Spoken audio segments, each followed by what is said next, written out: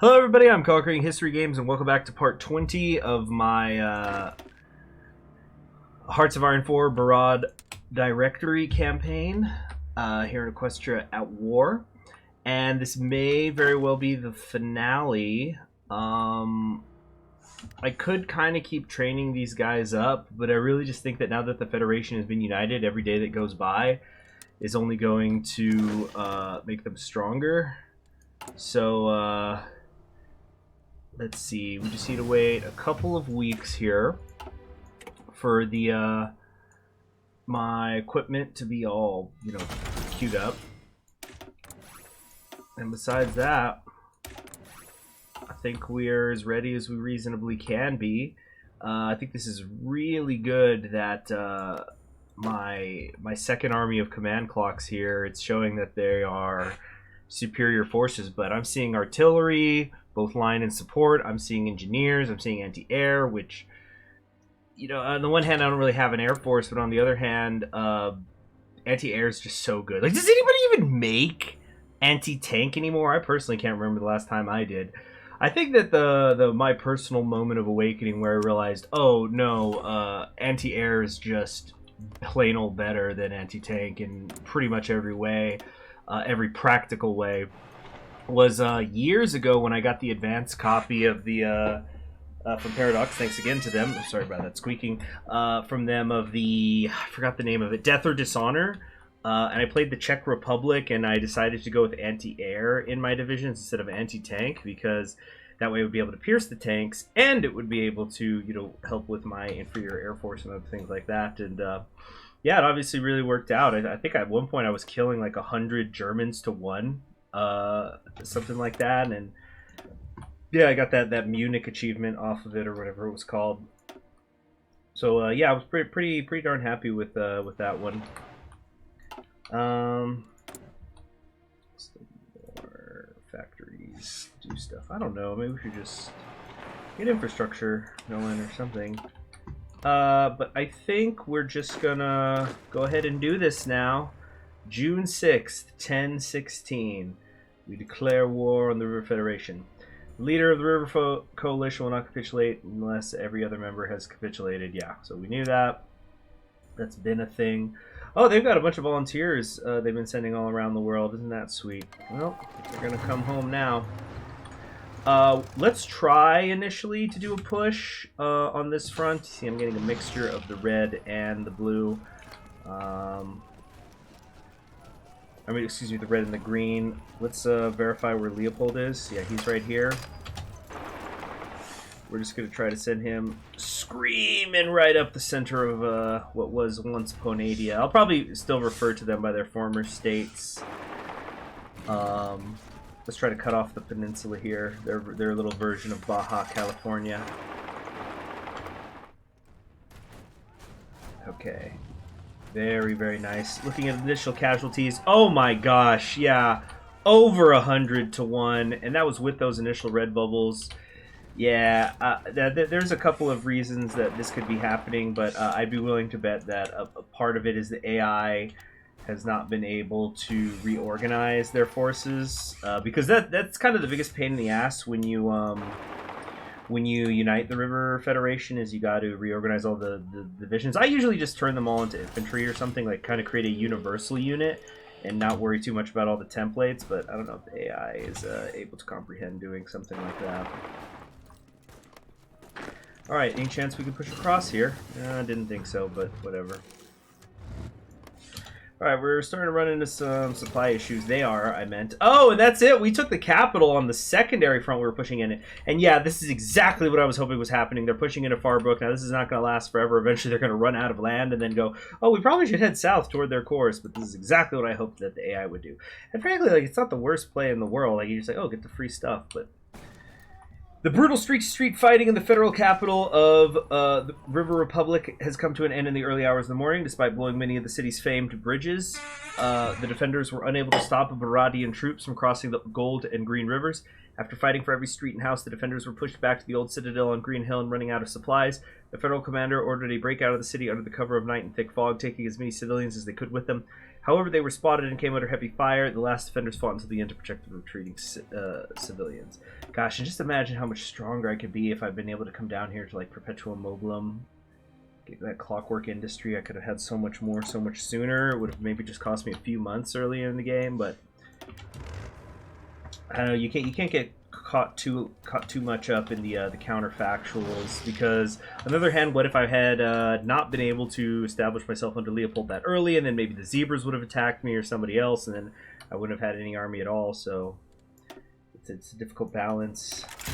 All right, give me that, give me that. Oh yeah, we're gonna start getting a bunch more factories, so we're eating up rifles at a faster rate, but we're also getting more factories to make them with. Okay, good, good. Alright, now's the zigzaggy part. We've seen this before. We know how this works. We've got the docks.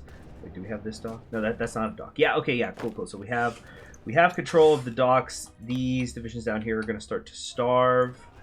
The main thing here is we just, yeah, gotta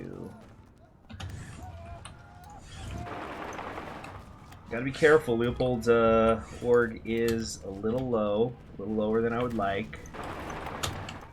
Dang it, yeah, I see they burst through there, so now we gotta, yeah, just keep zigzagging, but trending northward. We've already taken 43% of their victory points. So again, trending positively. I think we're gonna have to actually turn Leopold around here in a moment. Yeah, I think we are. We need to, because we need to take that dock back. But let's take Nimbusia first. Let's see how the casualty rate is going. Yeah, 250,000 dead on their side so far, but I don't think they're gonna run. They have run out of pony power, but I think it's just because they have so much deployed. Maybe they'll just start disbanding divisions. But in any case, that's really good. They've got no recruitable manpower right now. Nothing to complain about there. Okay, yeah, come on down here. But then they're gonna break through up here again. See, I'm certainly getting overstretched. Oh yeah, that was a thick couple of divisions to try to get through. We gotta close this up. Got to. My secondary army is not doing so great right now. I don't really want to tell them to stop advancing. Any pressure is good pressure. Okay, I think we could actually afford to put a few factories in those armored cars to deal with resistance, because I do see those alerts up there. I do realize that that is a problem that we need to deal with. Oh gosh, yeah, oh boy, they're actually thickening up here. There we go, there we go. No. They've got him on the island. Oh, yeah, baby. Oh, can't quite get through. No, it's turning green now. Hold on, let's just stay right here. Okay, Leopold, take a couple of days off. Get your org up. He's recovering very, very fast. There we go. Now, take out these 6 divisions. Let's look at what he's coming in with. Like 500. This is with low supply, naval penalties, and stuff. Got the reconnaissance buffs. That's going to spike their casualties quite a bit, I think. Okay. Now you all need to start bracing yourselves a little bit. Okay, this is really, really good. You see how we've almost got the front line? Yeah, it's narrowed now, so we just need to close up these pockets. We're going to be able to take our main army of 24 here and move them onto a front line in the north, and really, I think at this point, it's my game to lose. It's my war to lose. Come on, take them out, take them out, take them out, take them out, take them out, take them out. We still got these guys down here, right? Okay, good. Woo! That was big. That was a big one. Okay. How are we doing here? A little bit low on the magical rifles, but not really. Oh, actually, no, it's the support equipment we're running low on. Oh, because I've only had one factory this whole time because I've been capturing so much, so many rifles in the wars. So that's what's been stopping me.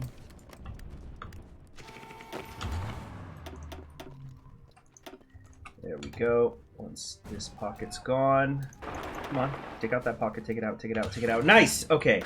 That's pocket's done with. That pocket's done with. Alright, we're gonna start moving like over here. And we're gonna push in on them from the west. Very, very good. Let's see what they're at. Only 632,000. Okay, I guess they didn't have that many in there. But we've taken most of their cores and their casualties are up. Oh, wow, they went directly to scraping the barrel. Pretty sure that's not how mobilization works. But let's turn the dark fantasy music up. Thank you very much to Adrian von Ziegler for making the music that provided the background for this series. Much appreciated.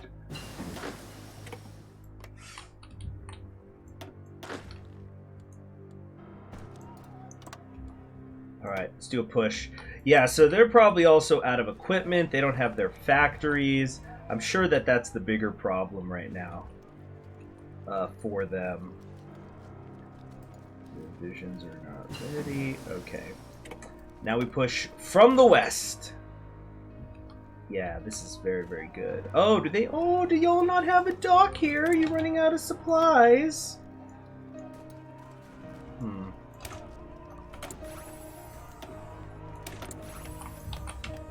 This track's called Morning, by the way. I'd like to imagine that's what they're hearing in their brains. Oops. No. Alright, here's Leopold. Get to work, buddy. To Diamond Mountain. How are they doing here? 77%. I don't know if Diamond Mountain will trigger the capitulation, but it might get us pretty close. They might have the most victory points outside of their normal capital. Then again, let's check that. Barrad, yeah, Barrad's got 25. I think all the capitals are 25, except for the River Republic's main one.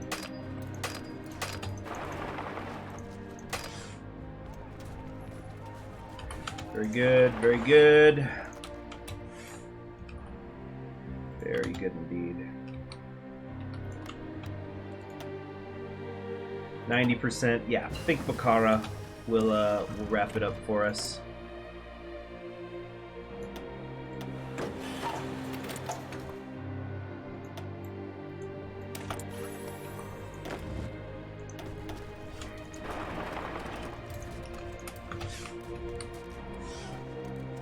Come on, don't go for the coast just yet. Soon, but not yet.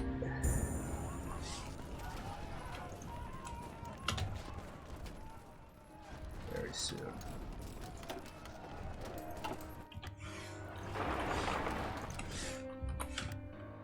Alright, I'm seeing a lot of red bubbles in the far western front. Don't want to swing back to Bakara with Leopold. Think I do, actually. Yeah. Come on, come out here, come out here.